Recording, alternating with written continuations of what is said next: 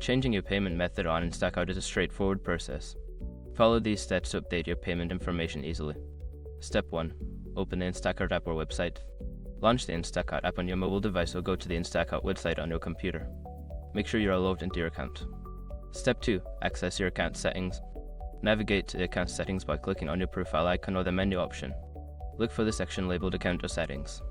Step 3. Select Payment Methods. In the account settings, find and select the Payment Method option. This section will display your current payment information and allow you to make changes. Step 4. Add or edit payment information. To add a new payment method, click on Add Payment Method. If you want to edit an existing one, select it and make the necessary changes. Enter your new card details or payment information as prompted.